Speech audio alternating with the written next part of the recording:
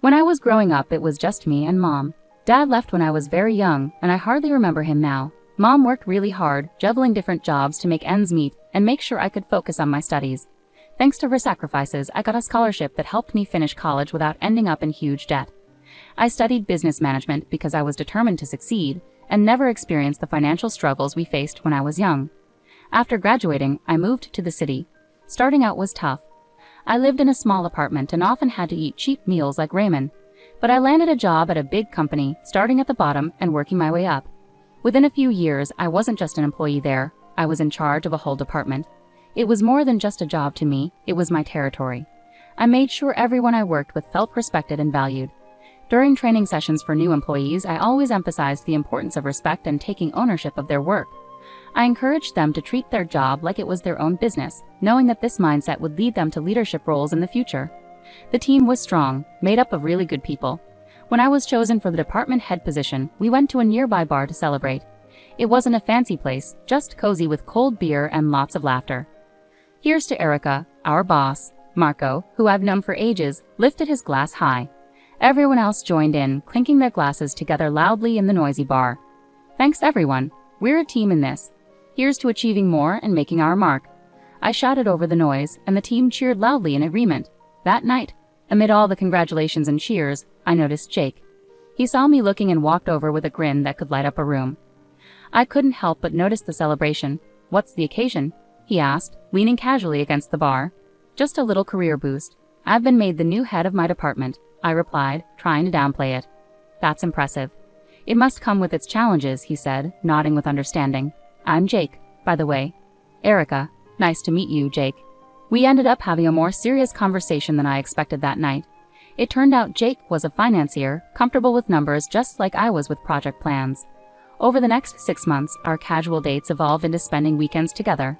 Before long, I found myself at his place more often than mine. His apartment was amazing, tall ceilings, a stunning view of the city, and a warmth that my own shabby rental couldn't match.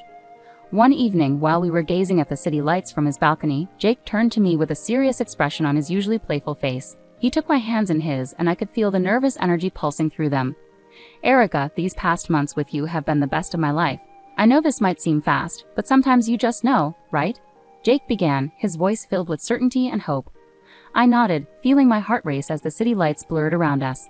He reached into his jacket and pulled out a small box, opening it to reveal a ring that sparkled brilliantly in the light, almost as much as his eyes. Will you marry me, Erica? Yes, Jake. Absolutely yes, I managed, my voice thick with emotion.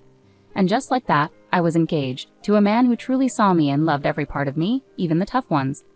On the day I was supposed to meet Jake's parents, my stomach churned with nerves as Jake drove us up to a sprawling mansion with a driveway longer than my entire apartment building. It struck me, these people weren't just well off, they were incredibly wealthy. Stepping out of the car, I felt the weight of the place.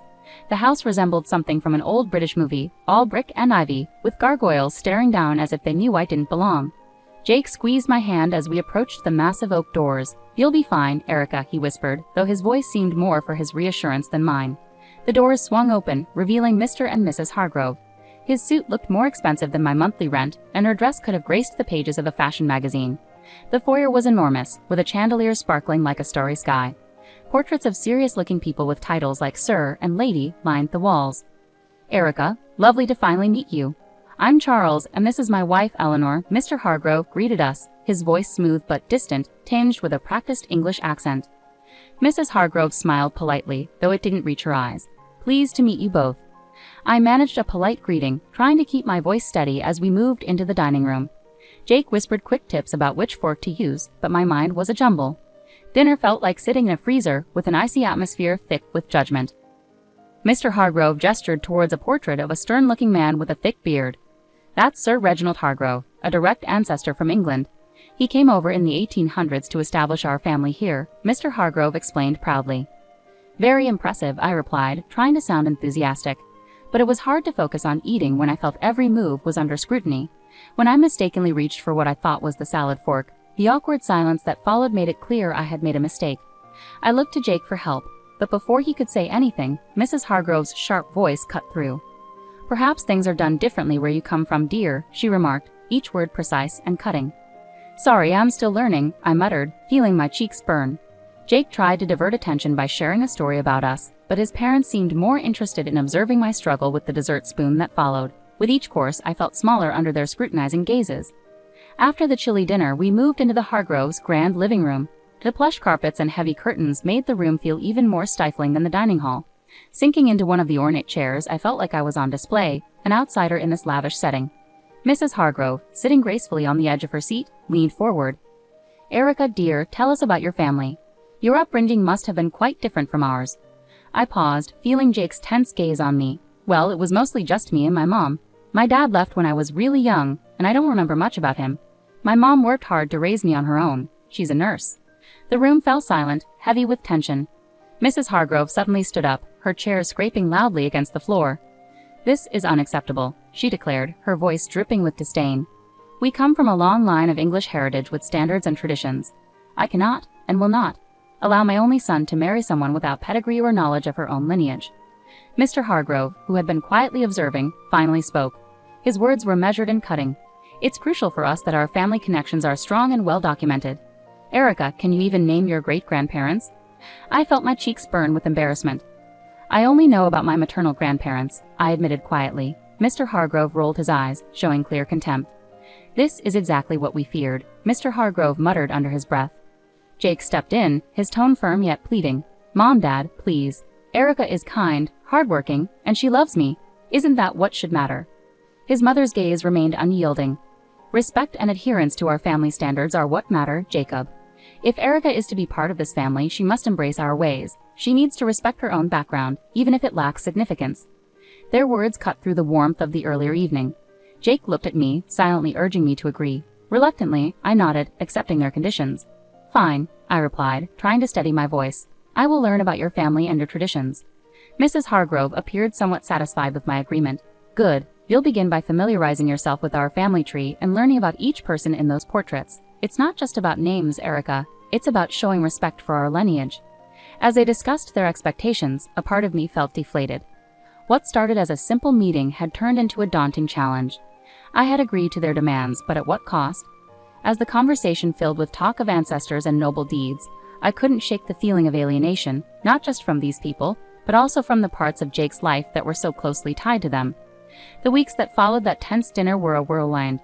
Balancing my day job with a series of etiquette and style classes, as insisted upon by Mr. and Mrs. Hargrove, left me exhausted. My days began early with the buzz of an alarm and ended late into the night, leaving me feeling drained and disconnected. "Elbows off the table, Erica," the etiquette instructor gently chided during our session.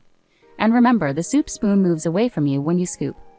I nodded, trying to follow her instructions, but my mind was elsewhere, juggling between the workload waiting for me at the office and the endless wedding plans. "You're doing fine," she reassured me, her voice calming. "These things take time to get used to." I managed a weak smile. "Thanks. It's just a lot to take in." Right on cue, my phone rang. It was Mom. I excused myself and stepped outside to take the call, searching for a quiet corner in the busy city. "Hi, Mom," I greeted, my voice sounding more tired than I meant it to. "Erica, darling, how are the wedding preparations going?" Mom's voice carried excitement, tinged with a hint of concern. I paused briefly, not wanting to worry her. "It's going well. Learning a lot. Just picked up how to waltz," I replied, trying to sound upbeat. There was a moment of silence, and I sensed her skepticism. "You sound tired, sweetheart. Are you taking care of yourself? This shouldn't be so overwhelming. Remember to prioritize your well-being." I chuckled softly. "I'll do my best, Mom, but it's a lot to manage right now. Etiquette classes, dance lessons, work, and planning. Keep focused on what matters, Erica. It's you and Jake that count, not all these rules and lessons." Her words were comforting, but once we hung up, the weight of my responsibilities settled heavily on me once more. I found myself caught in a relentless struggle between pleasing Jake's parents and maintaining my own sanity. Each day seemed like an endless marathon with no clear finish line. Back in the etiquette training, the instructor's voice became a monotonous backdrop as I practiced the correct way to hold a wine glass. Apparently, pinching the stem, not the bowl, was crucial. In rare moments of respite, I'd lie on my back, staring at the ceiling, questioning whether all the effort was worth it. The constant scrutiny, the endless lessons, and the cold disapproval from Mr. and Mrs. Hargrove whenever I made a mistake, which happened more often than I cared to admit. One evening, just as I was drifting off to sleep, my phone buzzed. It was Jake, his text lighting up the screen. "How was your day? Miss you." I stared at the message, my fingers hesitating over the keyboard. I wanted to pour out my frustrations and fears to him, but I held back. Instead, I replied with a simple, "Miss you too." Long day, but hanging in there. As I set the phone down, the silence of my apartment felt suffocating. Was this how things were going to be? Pushing through exhaustion, forcing smiles through stress, all to fit into a world that increasingly felt foreign to me? The big day had finally arrived. The venue buzzed with flowers, elegant dresses, and the city's elite mingling around. My stomach churned as I stood in my flowing white gown, struggling to calm my nerves. My mom came over, gently adjusting a stray curl on my forehead. "Everything will be okay, Erica," she whispered reassuringly, her smile warm. I wanted to believe her, but as the ceremony began, any hope of a peaceful wedding quickly faded. Jake's parents exuded an air of superiority. Mr. Hargrove greeted guests with self-importance, and Mrs. Hargrove made sure everyone knew how they had made the wedding happen. As guests settled in, I attempted to mingle, but Mrs. Hargrove intercepted me with a chilly smile. "Erica, dear, ensure our guests are looked after. Fetch some drinks, please," she instructed, gesturing towards a group of elderly gentlemen engaged in a loud political discussion. "But," I started, only to be silenced by her stern gaze. "No buts, you're practically family now. Show some initiative," she snapped sharply. Reluctantly, I began carrying trays of champagne and hors d'oeuvres between tables, my wedding dress trailing behind me. The weight of the fabric and the menial task made me feel more like a servant than a bride. I caught glimpses of Jake laughing and chatting, seemingly oblivious to my discomfort. As I passed another round of drinks, I heard Mrs. Hargrove's voice rise above the chatter. "Erica will be serving us tonight. It's good practice for her, don't you think?" Her tone dripped with condescension as she scanned the crowd for approval. That was it. I couldn't take it anymore. I approached her, my hands trembling slightly but my voice steady. "I am not a waitress at my own wedding. There are staff here who are supposed to do this." Mrs. Hargrove stood up, her expression feigning surprise. "You should be grateful we allowed someone of your background into our family. Remember your place, Erica," she hissed, her words cutting like knives. Anger flared within me, and I felt my cheeks burn. "This is my wedding, not a show for your friends," I shot back, my voice carrying more volume than I had intended. The room fell silent, all eyes now fixed on us. Jake, catching the tail end of our exchange, stumbled over, a glass of champagne in hand. "What's going on here?" He slurred slightly, his gaze unfocused. "Your mother is treating me like a servant at our wedding, Jake. This isn't what today is supposed to be about," I said, frustration bubbling up. Jake blinked, looking between me and his mother, his brow furrowing. "Erica, why are you causing a scene? Just do what my mom asks. It's not a big deal." "Not a big deal, Jake. This is our day and your mom is ruining it," I protested, hurt and disbelief mixing in my voice. He took a long sip of champagne before responding, his tone indifferent. "Look, Erica, you should be grateful I chose you. There were plenty of girls better than you, prettier, richer. You're making a fuss over nothing." The words hit me like a physical blow. I stepped back, stunned by the realization. The man I loved, the man I was about to marry, didn't see us as equals. To him, I was merely a piece to fit into his family's expectations. Clutching my bouquet tightly, on the verge of breaking down, my mom approached. She took one look at me and enveloped me in her arms, holding me in a comforting embrace that seemed to shield me from everything. "Honey, do you truly love him? Do you really want this marriage?" she whispered, her voice tinged with concern. I shook my head, my voice barely audible. "No, Mom, I can't go through with this. I don't want to." Mom nodded, her expression determined as she gently took the bouquet from my trembling hands and guided me to a chair, her touch comforting. With unexpected resolve, she walked over to the DJ, requested the microphone, and turned to address the assembled guests. "Ladies and gentlemen, may I have your attention, please?" Her voice, steady and clear, cut through the low hum of conversation, capturing everyone's focus. A silence fell, anticipation thick in the air. She took a deep breath and directed her gaze squarely at Mr. and Mrs. Hargrove. "I have something important to share about truth and appearances," she began firmly. "I attended school with Charles and Eleanor Hargrove. Back then, they didn't speak with an English accent or boast noble lineage. Their families were hardworking people, much like ours." A murmur spread through the crowd. Charles's father was a mechanic and Eleanor's mother worked at the local diner. Mom continued, her words ringing out clearly. She paused, allowing the weight of her revelation to settle. The portraits, the accents, the family name, they were all purchased to create a past that would conceal their true origins. The room erupted into whispers, guests turning to stare at the Hargroves with expressions of shock and disbelief. Mrs. Hargrove stood up, her face flushed red, the facade of aristocracy crumbling before everyone's eyes. "That's absurd. She began defensively. But my mom wasn't done. To think you would stand on these fabrications and judge my daughter's worth based on a lie. Erica is worth more than all your false titles combined. She is genuine, something you seem to have forgotten how to be." The guests openly murmured now, their curiosity turning into disdain as they looked at the Hargroves. Mr. Hargrove attempted to respond, his accent slipping from refined to more desperate. "We did what we believed was necessary." "For whom?" my mom interjected, her voice fierce. "For your son? For society? Or just to satisfy your own shallow pride?" The confrontation had captivated everyone's attention, and now the room buzzed with tension and revelations. The Hargroves appeared diminished, their grand facade crumbling to reveal the stark truth of their humble origins. Jake's face twisted with a mixture of shock and anger. He stormed up to me, his voice barely contained as he leaned in close. "You've ruined everything, Erica. You've disgraced my family, and now you're questioning if I still want to marry you after this spectacle." His words cut deep, but before I could respond, he grabbed my arm forcefully, pulling me closer. "I'll teach you how to be a good wife, one who knows her place and obeys." His threat hung in the air, chilling and weighty.